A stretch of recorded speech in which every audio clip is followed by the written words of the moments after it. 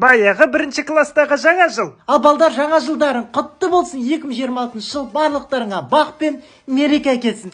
Қане көрейік, кім қандай адам болып киініп келді екен? Қайсы азамат не болып киініп келдің сен? Апай, мен сержан Мұратан болып киініп келдім. Қай жерің ұқсап тұр сержанға? Түрім ұқсап тұрмаған шығар, бірақ дауысым. Так, короче, это я, твой братуха Сержан. Это мой Кент Була. Ты че, блядь, шифруешься, а?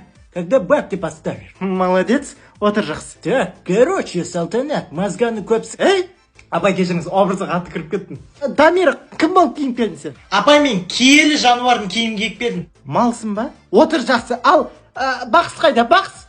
Апай, мен ұры болып киініп келдім. Бандитпін. Сізге қазір 3 санды код келеді, Салтанат ханым. Соны айта қойсыз ба? X, X, Y, аха, Y, қысқа И. қысқа Y.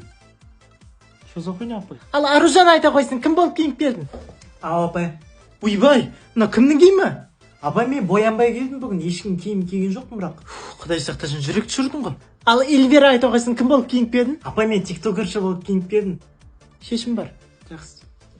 Кешіріңіз, сіз кімсіз? Бер кел, бер кел. Қатын болмасам бер кел. Жүніс қайда? Жүніспә қайда бұл? Маған фигурасы открысы. Қыз топ берем деп еді ғой. Қайда?